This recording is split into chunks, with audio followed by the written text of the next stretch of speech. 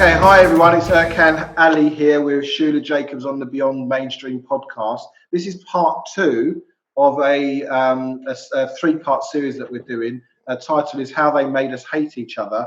And it's really what we're doing is we're discussing a really fantastic article, a very detailed article that Shula has written.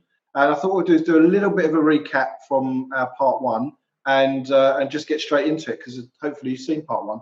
Anyway, Shula, welcome to the show. How are you today? You're looking like it's actually quite bright in the UK. Thank you. Good to be here. I won't say it's quite bright, still very, very cloudy, but we are kind of promised some decent weather over the next few days. But like anything at the moment, I ain't counting on it. What the Brits do for some decent weather is quite incredible. So we kind of finished off and we want to kind of pick up from where we left off. And I'd like to take it from this idea of terror management theory, or TMT, and these three categories of the compliant who seek approval by conformity and self-effacement. Yeah. Bell's pause is still recovering, so some of the words quite a bit mumbled. Two, aggressive, those who seek to exploit, dominate, or control others in order to feel better. And then three, detached, those who protect themselves by avoiding others and move towards self-sufficiency. So these three types of, I suppose, modes of operating or modes of coping, maybe? Basically, when I was looking into Karen Horney's work, which a lot of the terror management theory stuff is drawn from, she identified three types of people, like three kind of loose demographics in terms of the way people react to fear and threat and what she calls the neurosis. And basically, some people will very much comply, seek approval. There are others who are much more kind of individualist in nature and will detach, withdraw. And the third category is more your aggressive dominator kind of type.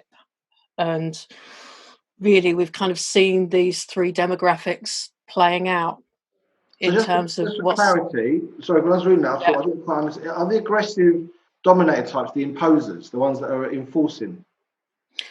Not necessarily. I'm thinking of this purely in terms of the people who this kind of psychological abuse is being inflicted upon. And, they've been very clever in what they've done, in that they've specifically targeted one of these demographics with all the media messaging. So, the people who do tend to be more compliant and seek that approval, we've recognized it in the kind of virtue signaling that goes on. So a lot of the media messaging has been targeted very much towards these people. And the aggressive dominators tend to be the ones who will shout you down on the social media threads. Right. So it's not a subcategory of the compliant. It's a different type of aggressive. No, I mean, there's no absolute division. These things all kind of cross over. There are, like I say, areas of crossover with that. But in terms of a very general demographic, we can see that a lot of the media messaging has been targeted towards those approval seeking, virtue signaling, those who naturally want to kind of play by the rules. And the aggressive dominators tend to be, but obviously not always, not exclusively, they tend to be more the kind of social justice warrior types. They want to go out, burn everything down and fix things that way. Oh, I see. That's what they mean by aggressive. Okay, I kind of had that wrong. They really want to kind of browbeat everyone else into seeing things their way. Are you noticing in the UK? I'm noticing here in Northern Cyprus, there's a lot of apathy and resignation in the compliant. It's almost like they're not so much, oh, you could get ill. It's, oh, I'll get a fine if I don't wear my mask or if I don't comply. And I'm like, and there's no law here that says you have to wear a mask, for example. No, there is. Sorry, there is a law that says you have to wear a mask in places of businesses, things like that. But there's no law that says you have to curfew or follow the curfew rules. But it's kind of getting all lost in the mix. In other words, it's just the level of fear's been driven up to such extent that people just want to comply, not get into trouble, not get fined. But it isn't because they think they're really going to get ill, but the end result is we're going to get we're waiting for our vaccine. We've had the first one, we're waiting for the second one. Like, why would you take a vaccine? I think a lot of people are just kind of keeping their heads down now and hoping it's all going to go away eventually. And, people are getting weary of the whole imposition on our lifestyles, but a lot of people haven't got the kind of will or the wherewithal to really put their heads up above the parapet.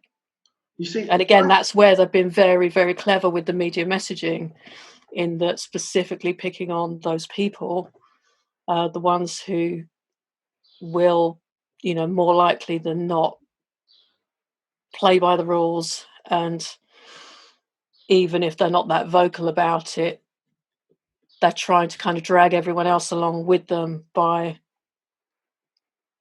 the social pressure. Well, I think, if I'm honest, it seems like the amount of messaging out there has been like a tsunami, and tsunami comes and wipes out and kind of dissipates. But this has been incessant, hasn't it? It's been It's been very, very carefully engineered. And going back to our 3 groups, what I found, which was quite interesting, I found some research that had been done by a place called the Norman Lear Centre in conjunction with the Behavioural Insights team. Now, the Norman Lear Centre, which I think is a Canadian organisation, they've got a division called the Media Impact Project, and what they do is research aspects of popular culture, particularly like film and television and things like that. They get funding for it, and so they analyse people's reactions to various films, movies, TV dramas, that kind of thing. And they actually did some research on the film Contagion several years ago now. And so what they found was, again, by dividing people into these 3 categories, how various people were going to react. And so, although obviously we can't say for sure that was how they divided their demographics, there does seem to be a correlation between the way they divided people for their research and those original 3 categories recognised by Karen Horney. Interesting. So what I was going to add, although this has been quite sophisticatedly executed, and there's a lot of, if you like, investigation and studies done, and it's still quite, once you see it for what it is, once you see the magician's trick, it's actually not very, you have to buy it to believe it. If you don't buy it, like some of us don't, it's very transparent. It's actually almost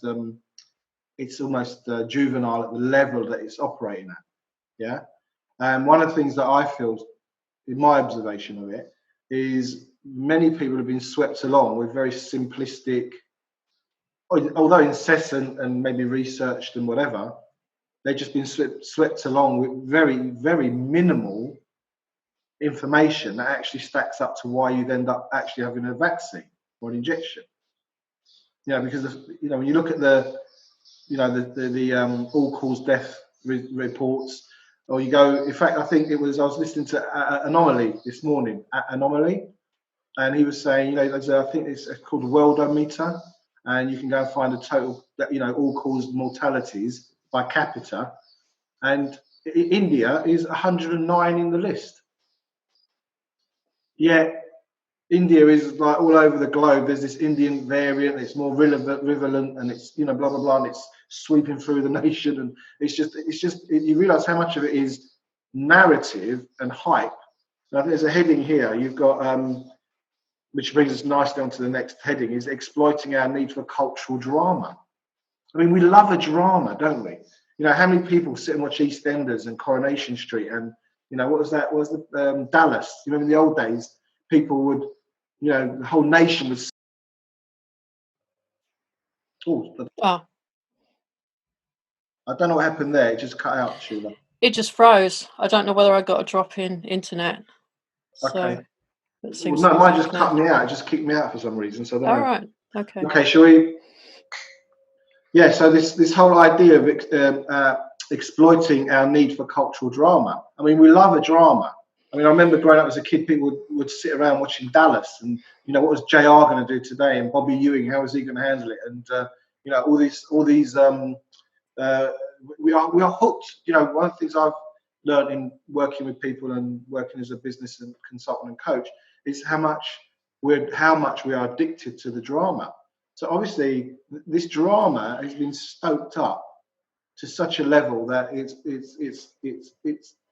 funneling behaviour, or if you like, purchasing decisions, whether that's buying the idea of a face mask, or buying the idea of lockdown, or buying the idea of a vaccine passports, staying away from people. This idea that other is a biological hazard, or some kind of, imagine, at the moment we've been so driven down this road that healthy, fit people are being treated like they're ill, and they're being asked to quarantine or stay at home in lockdown situations.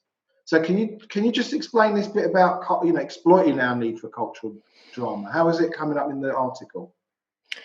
So terror management theory says that cultural drama is how we buffer this fear anxiety. You remember that we talked about last time, and it's a way of giving our lives kind of more significance and more meaning. And it's like we like to be heroes in our own stories in a lot of ways. So cultural drama can be, anything from religions, political affiliations, all those sorts of things that we align ourselves with to make sense of the world and, give our lives more kind of impact. It's how we kind of validate ourselves in a lot of ways and, how we create that whole self-identity. And obviously what happened with the beginning of lockdown was that a lot of our normal sources of cultural drama were not allowed. So, for a lot of people, their jobs, a lot of people derive a large part of their identity and purpose through those things. And for other people, it will be religions, so worship, celebrations, things like that were all banned.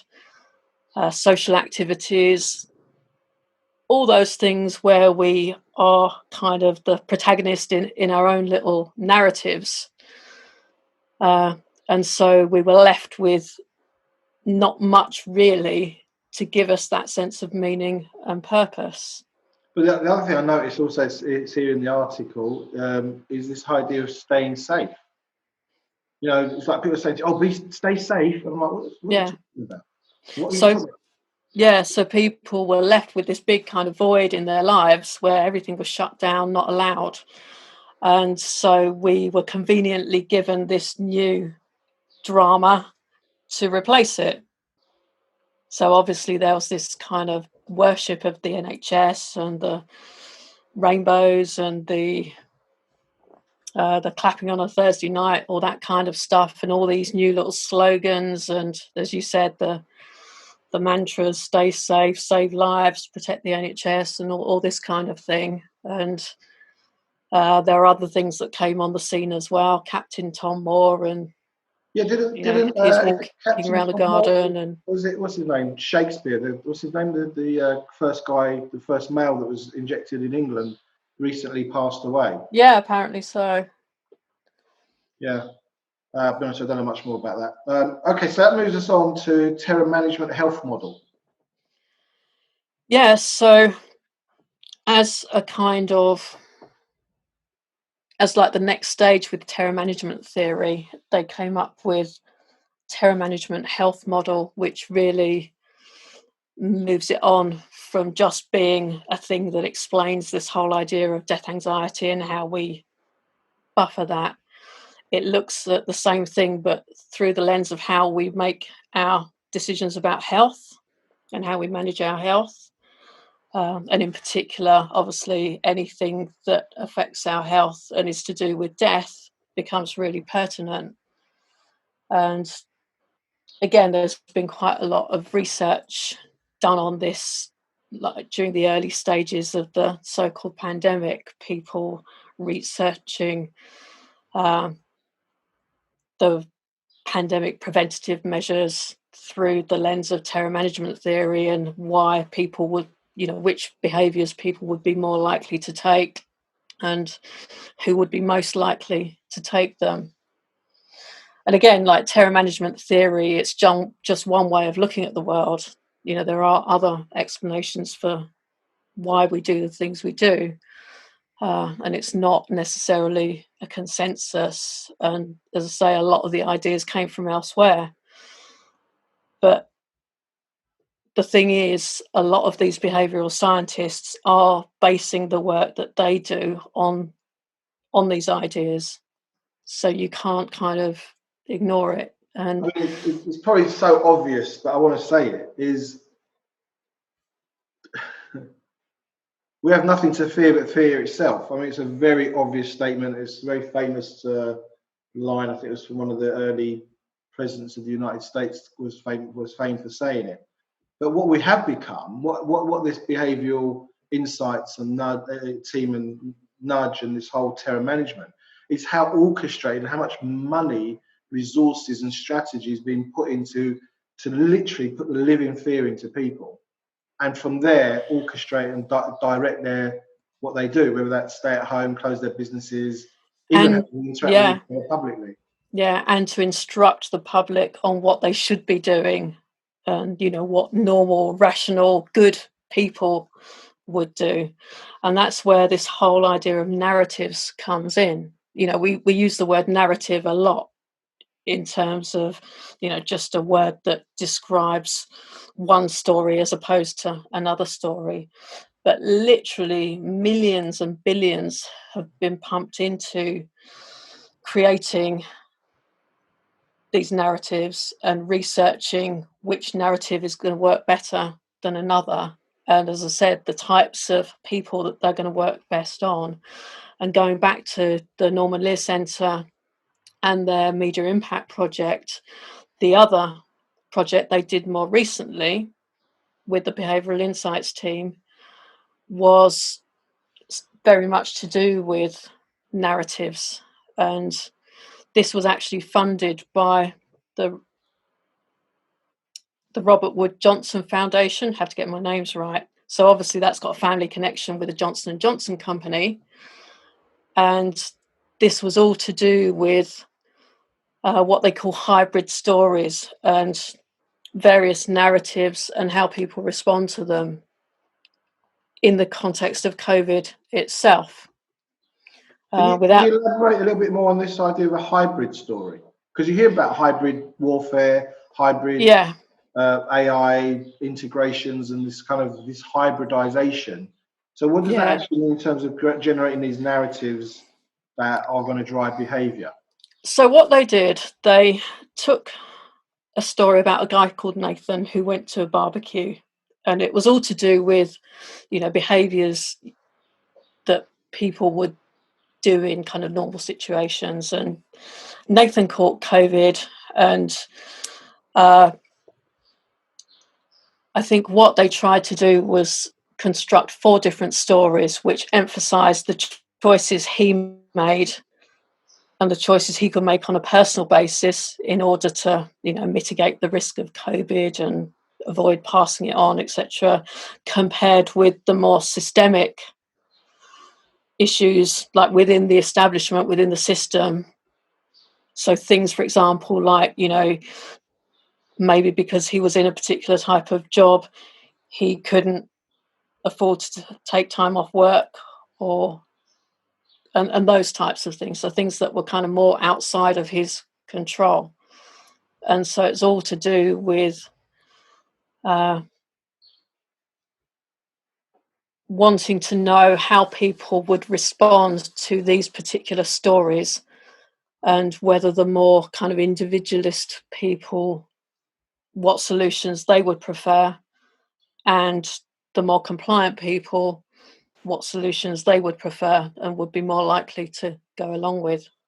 Can I just interject there? I think what I'm hearing in that is it's almost creating a certain level of victimhood, like it could happen to you, and making it more and more probable that it could happen to you because of the stories they're creating.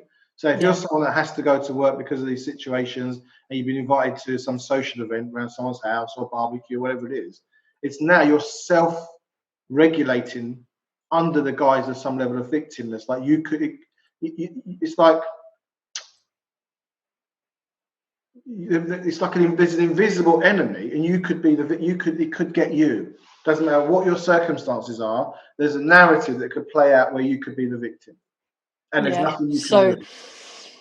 So it's obviously about, people can identify with this character, and that's why these sort of narratives and stories are so useful.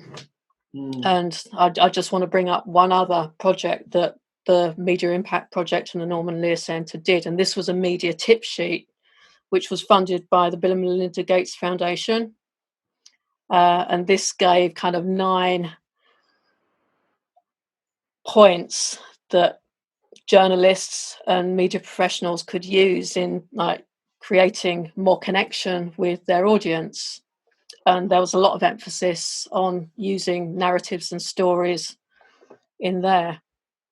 But again, the money that's been pumped into this, and we also know that Bill and Melinda Gates fund the BBC Media Action.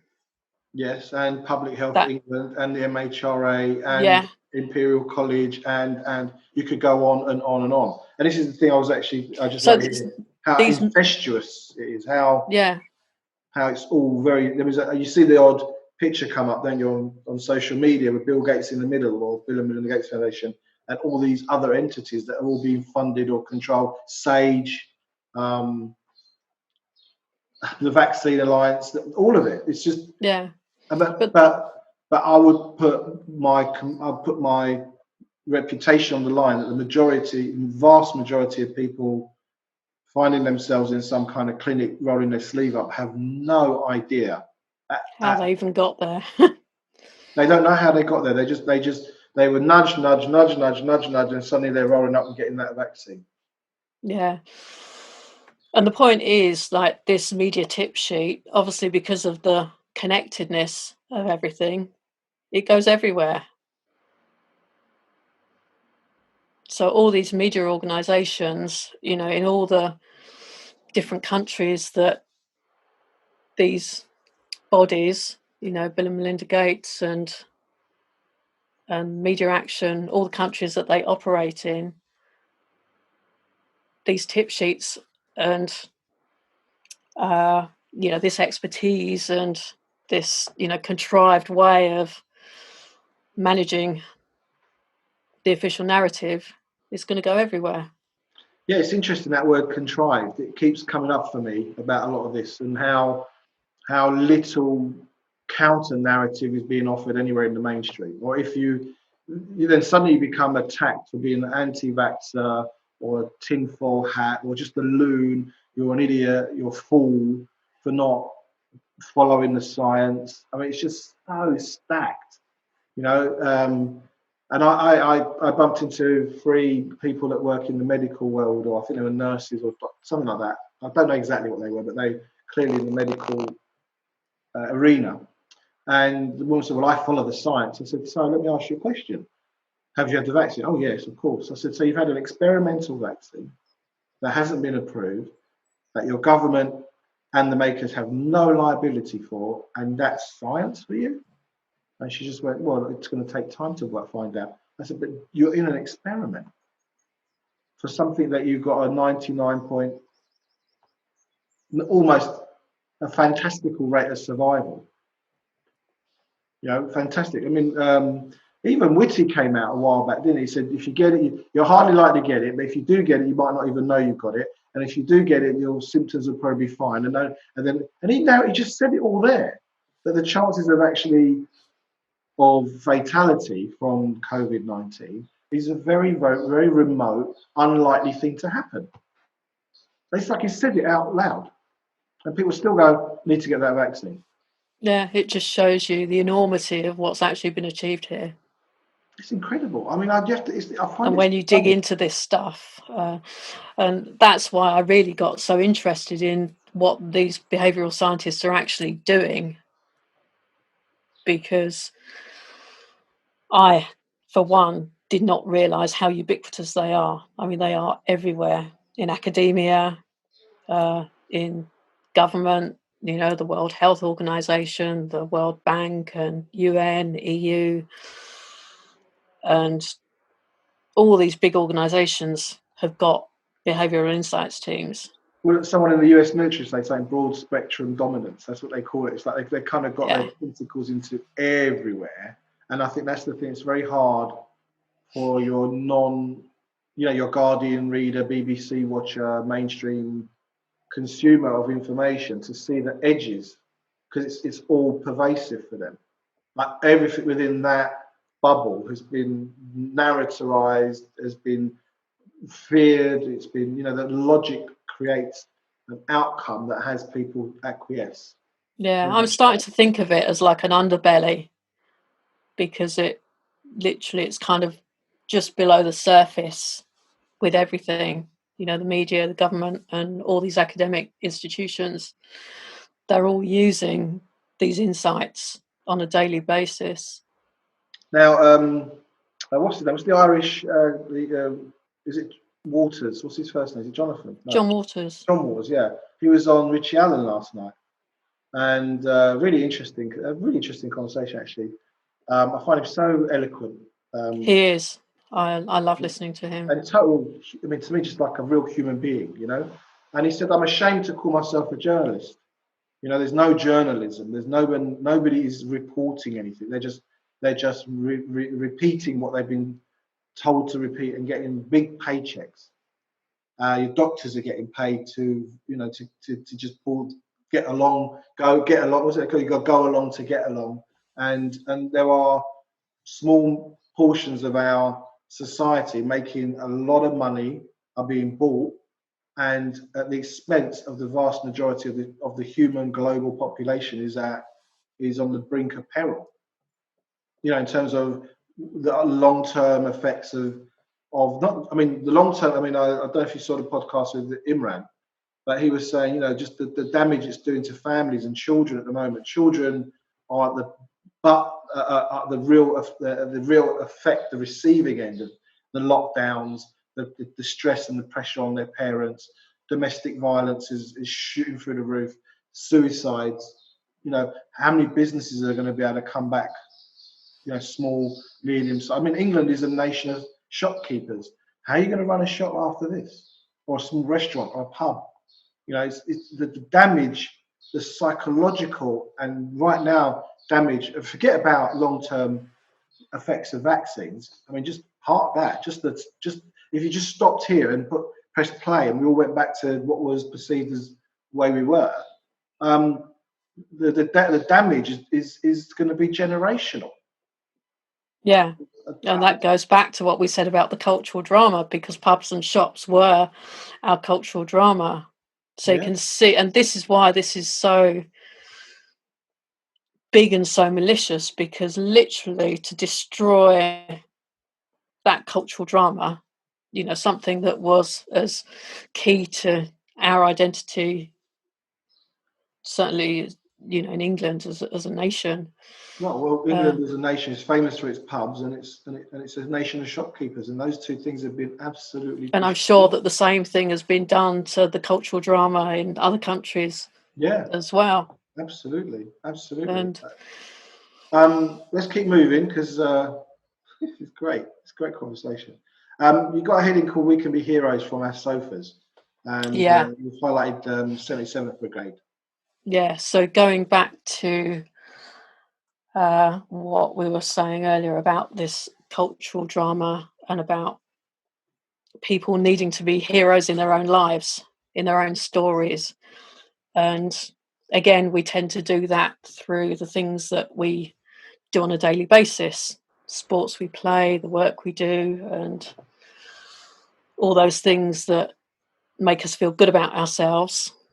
And as all of that was very much taken away, there was really only one place people went to get that feel good factor and to, you know, get that heroic feeling in their lives, and that was social media. So just want to pause you there, because right at the beginning of this bit, you've written this idea of this that's flat. You know, there's these platforms, abuse on social media platforms, flanked by sock puppet accounts, bots, and trolls. So can you just elaborate? And you got of 77th Brigade. So is 77th Brigade, as I understand it, is a social media department or entity within the military that are observing and interacting with people that maybe are presenting a separate narrative to discredit. So that's my understanding. Is that how you describe this sock puppet accounts, bots, and trolls? Can you distinguish? Yeah, so I mean, we don't know exactly what 77th Brigade do. As you say, they're a division of the military, and they operate on a lot of the social media platforms trying to debunk people and discredit the alternative view of what's going on.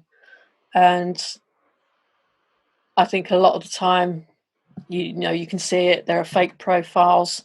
If you log on to someone's Facebook page, you'll see that, you know, maybe they've got like 2 friends and no profile picture, and it's pretty easy to tell fake accounts from real ones. And on Twitter, you get much the same thing, in that if someone posts something, then you get like hundreds of people within a few minutes just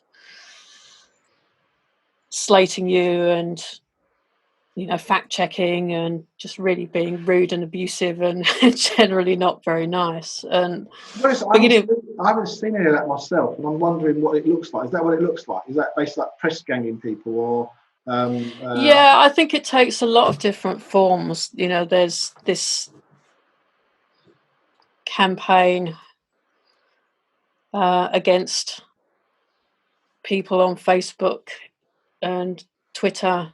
You know, it's not a new thing, but it really did come to the fore beginning of lockdown. You know, I found that my account, the amount of trolls and the amount of people that were just really posting these like inane, ridiculous comments and just outright abuse was unreal. And it did seem that that kind of went to a whole new level. okay, just following down, you got this bit that says terror management theory has been used to explain almost everything, our choice of takeaway food to jury decision making to porn consumption and even the panic buying of toilet paper during COVID-19, and many are drawing on it to inform government policy decisions, including those related to our health. So if we're locked up at home, I mean, I've often said, you know, if you're stuck at home watching Netflix, drinking alcohol, eating chocolate, and watching porn, you're probably in the sweet spot, you know, or something that's going to keep you, you know, entertained and held. The social media and the internet is a fantastic tool because we're also susceptible to it. I mean, even if you go, well, that's not me, I don't do that. But what is it you are doing online that's occupying hours of your time? I mean, it's an addiction in itself. And I don't think any of us, I don't want to speak for everyone generally, but I'm sure a lot of us are leaning into either the TV or something for our devices that's keeping us. One of the things I've been saying here in Northern Cyprus is enough looking at information on what's happening, because there comes a point where you don't really need any more. There comes a point where you've got to start doing something. What are you going to do? How are you going to? I'm advocating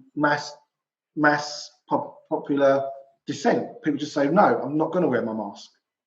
I'm not going to close my business down. I'm not going to come home at 9 o'clock because you told me to. I'm not going to take the vaccine. I'm not going to put masks on my kids and all those things. It's that dissent because I know there's people talk about legal outcomes and everyone's going about. I'm not a fan of the legal outcome myself.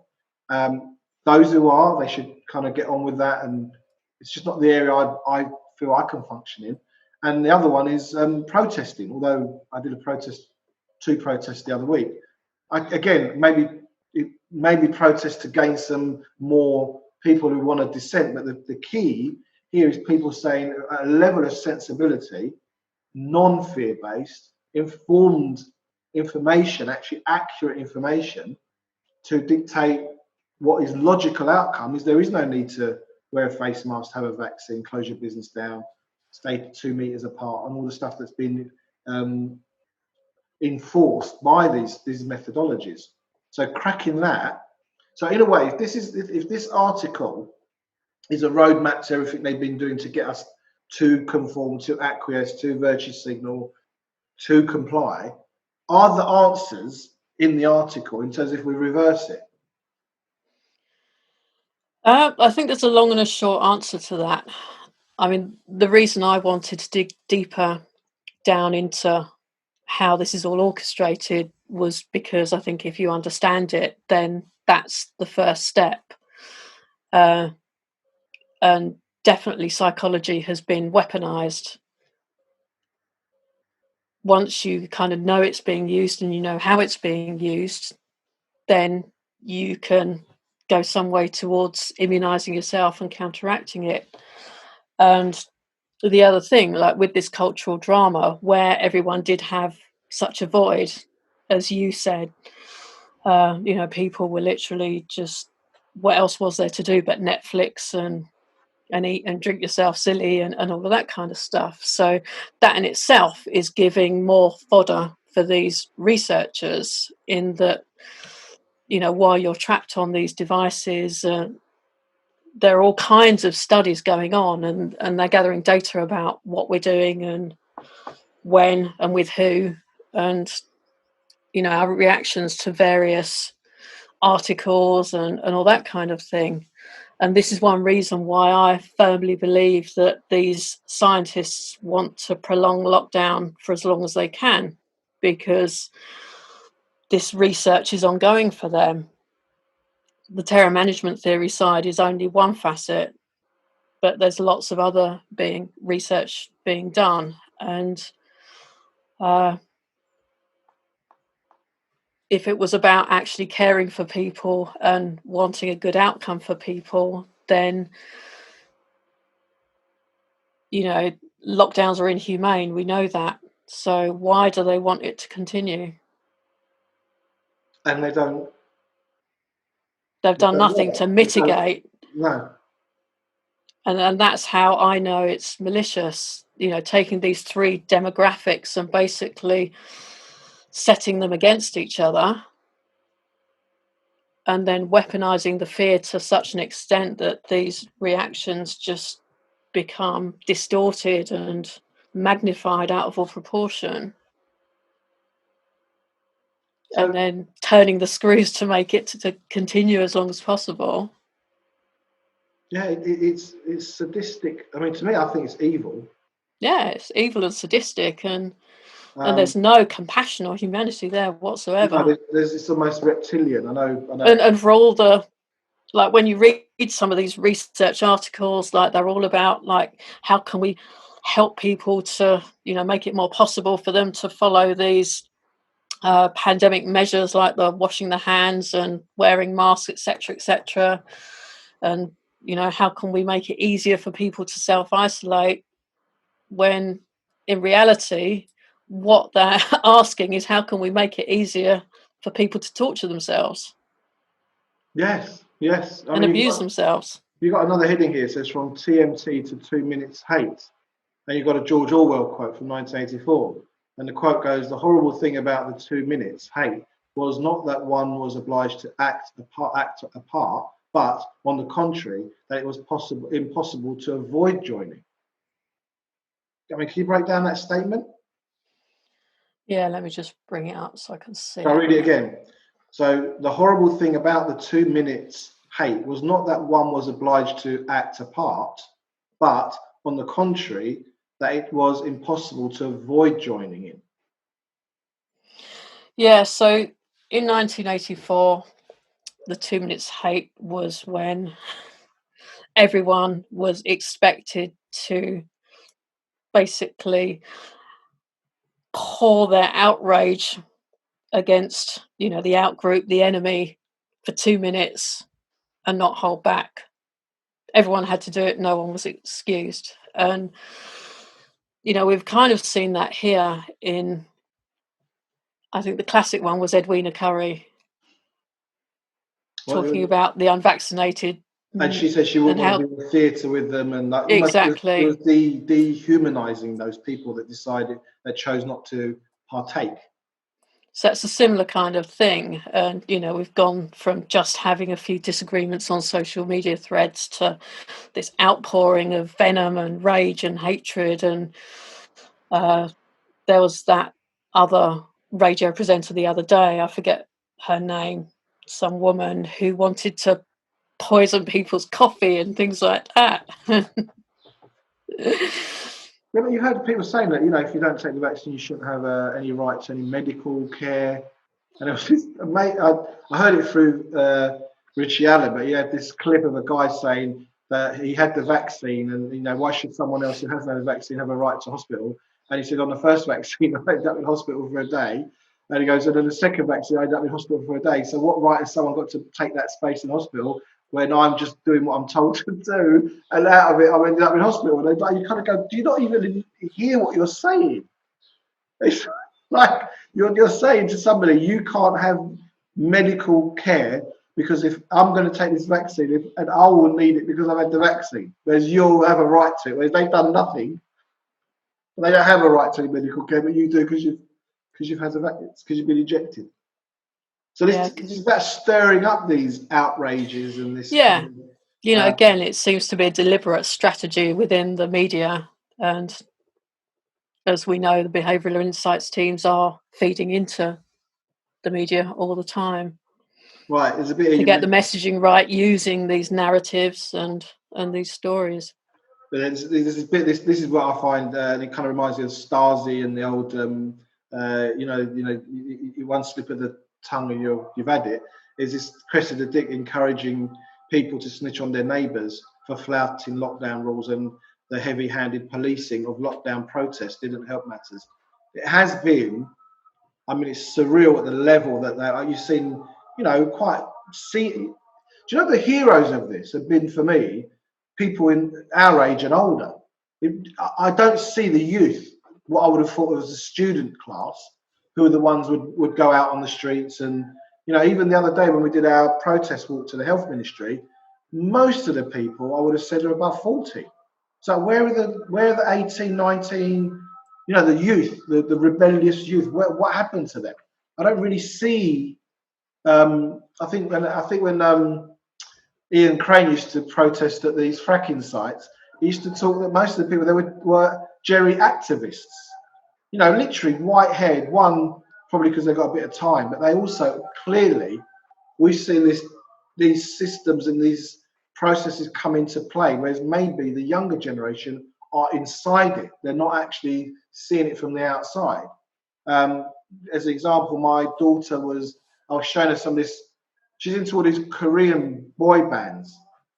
And to me, they just look very effeminate.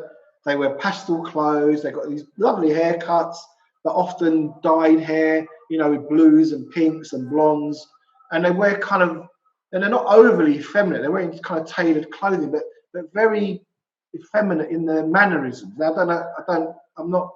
But then I showed her these pictures of all this like latest couture fashion of men wearing skirts and dresses and high heels and first, like, what's wrong with that, Dad? I think you're just being set. You're being. I don't know if it's sexist or transgenderist or I don't know. I can't. But the point I'm making is for her that's just fashion, and it's like you're just an old fuzzy duddy.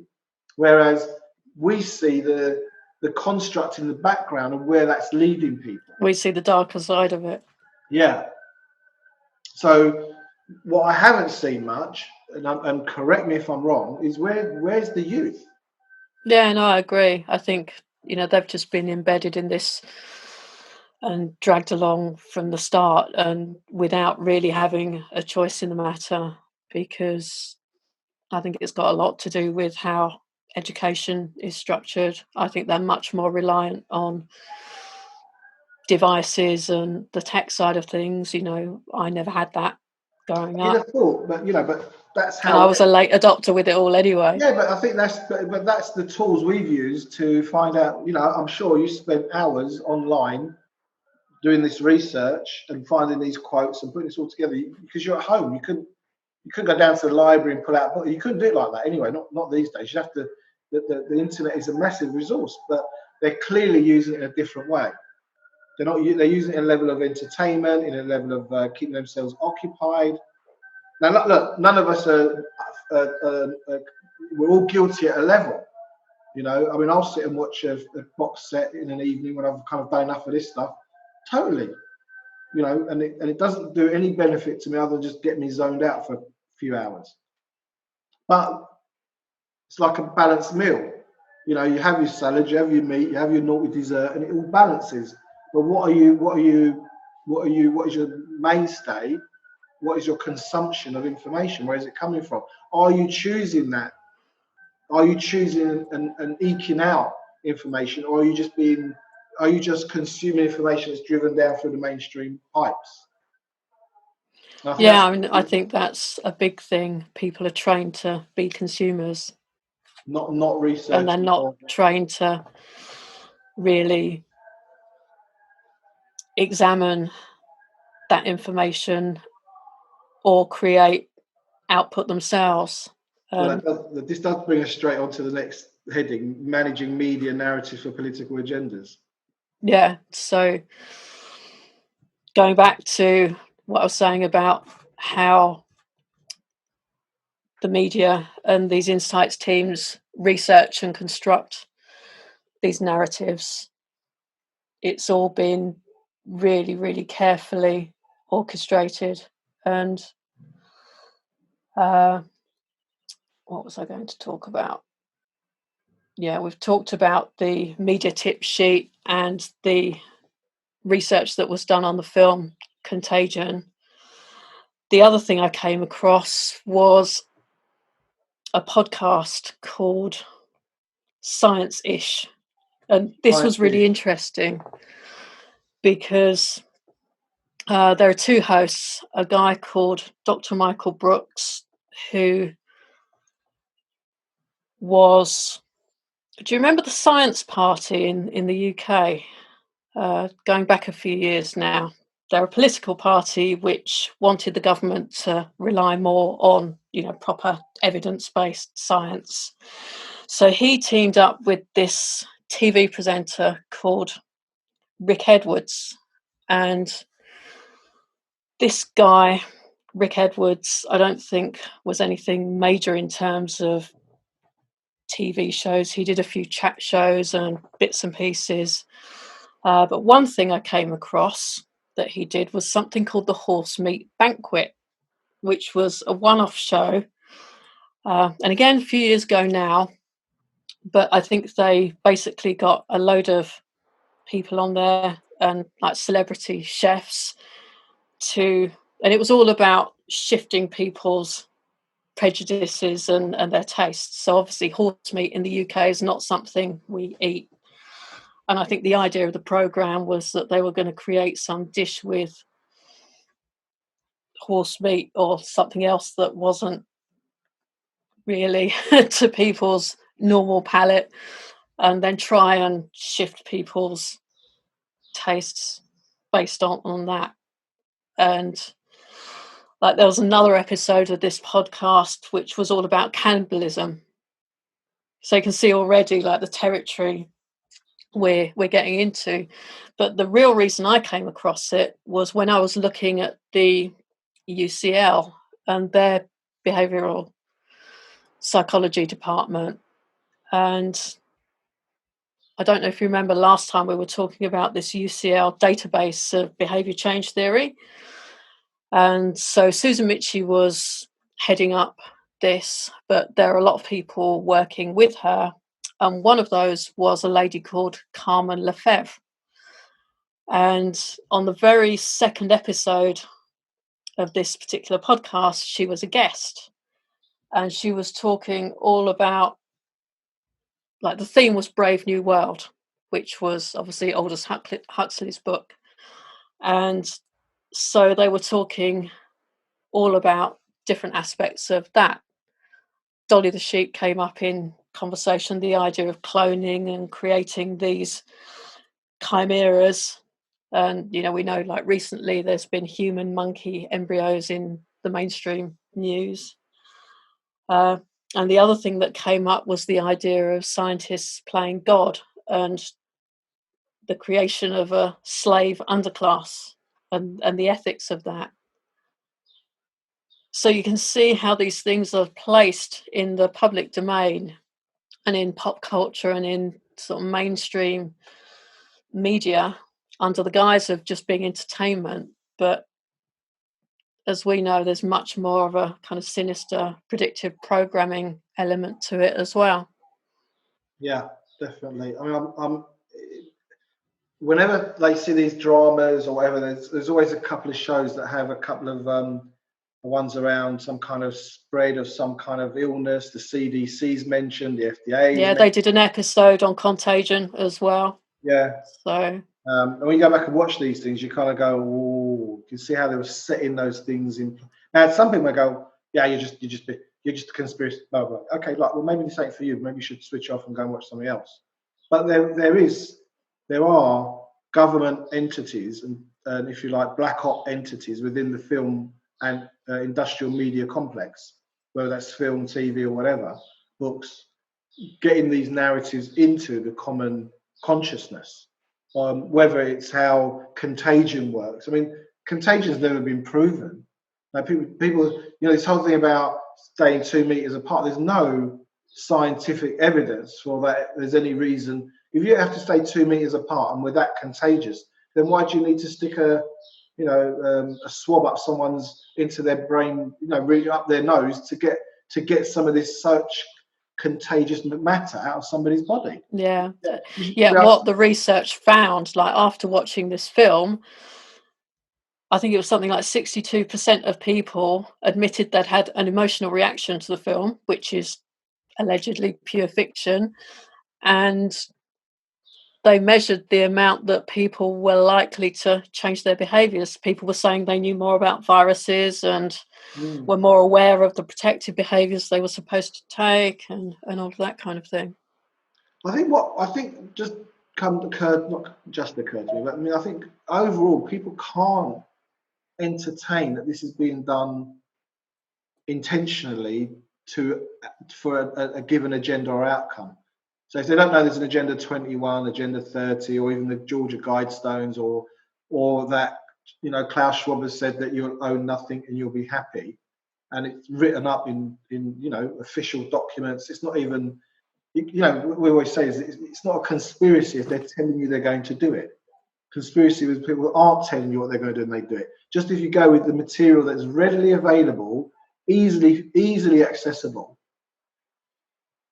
there is no conspiracy. I mean, there is a conspiracy. I believe there is a conspiracy. We're not saying there isn't one. But even if you can't entertain that, just park it. Just look at the information you're being given, the way, for example, the way the death numbers are counted, that, died with COVID. When, there's this a really good video that I've been sharing around. It's the way the mainstream media has been inflating and creating those dramas about death counts and the amount of people dying. It doesn't matter they had 2 or 3 comorbidities, they're over 80 or 82 or even older. Hundreds of thousands of people die every year who are over 80, who have comorbidities. That's how people die. They get to a certain age, they've got their immune system, they've lived a life, something's going to finish them off. It might be the flu, it might be pneumonia, it might be other condition. But overall, these deaths aren't unusually high in any way, because they're just not. But the amount of people, when I got here, but when you flash them up on a screen and you've got the right music playing, you've got all these little graphics of viruses in the background and people in full PPE running around with trolleys looking stressed. Yeah. then I mean, they know how to create a drama. I mean, they've been making films and creating narratives and stories to get us to buy into these ideas, but people aren't buying in consciously. I think they're just buying in because they've been conditioned and indoctrinated into these ideas. because there's a void there and they need something to fill it with. And if you're not consciously choosing the information, then it just arrives by default. Lovely. I think we're nearly an hour in. We've got 10 pages left, so I think it's a good place to stop. Yeah. Can I ask you? You've written the article, and this kind of work doesn't happen. It's hours and hours. I don't know, hundreds of hours maybe. What maybe at this stage? What would you reveal as the most stark discoveries you've made that's kind of really took you a little bit by surprise, even if you had suspicions that maybe were confirmed in doing this work? Oh, I like questions like this. For me, I think it's just when you start looking at the nature of the people involved and the organizations, it's the interconnectedness. Like, it's literally like a spider's web. And, people talk about various ideologies and are we heading towards communism, fascism, this, that, or the other.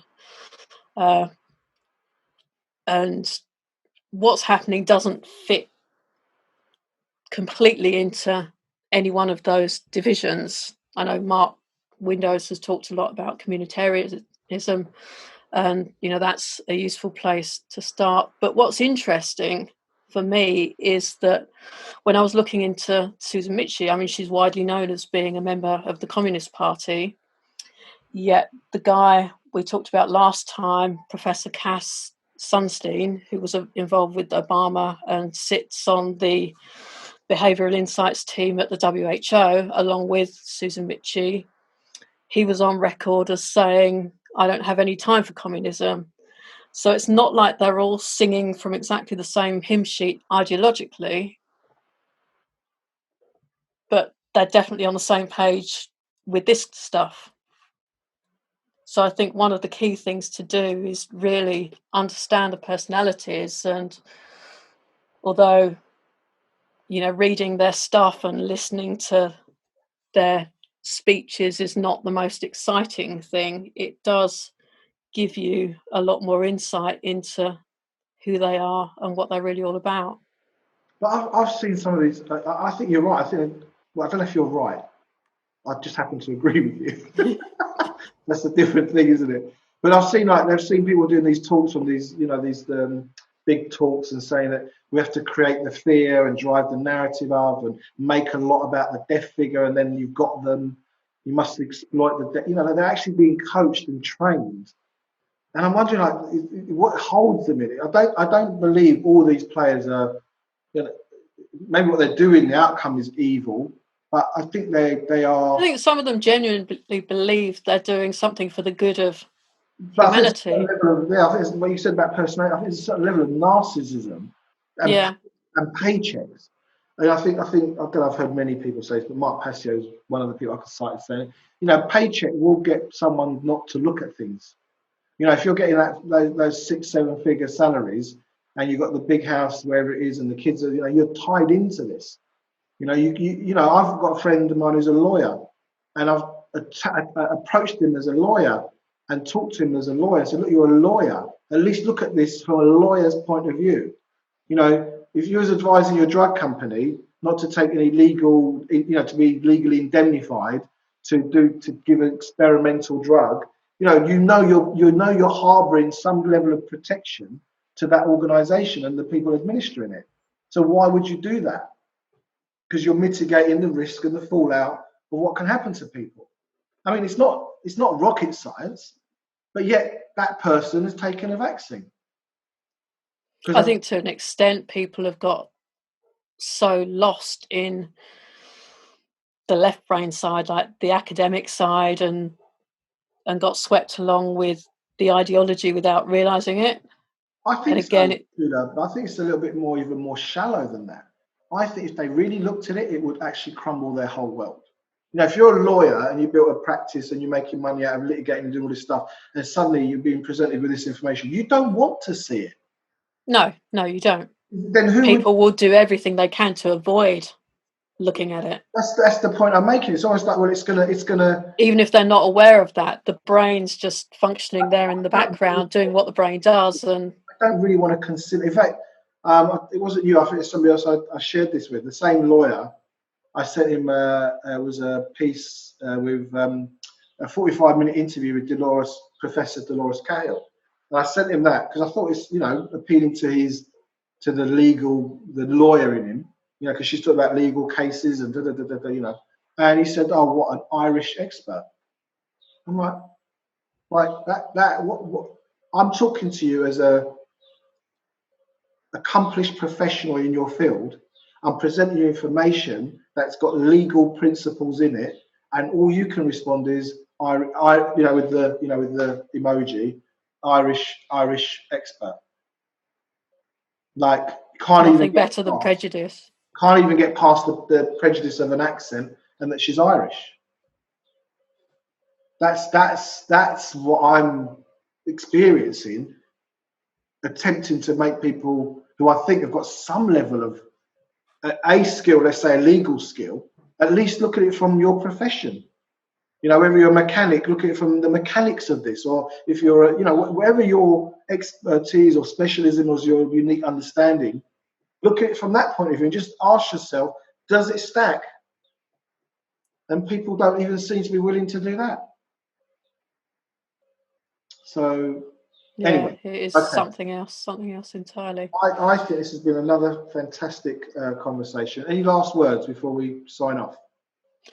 No, I would just, if people haven't read the article already, please do, and share it and get the word out there, because I think this topic is going to come more and more into people's awareness. Already,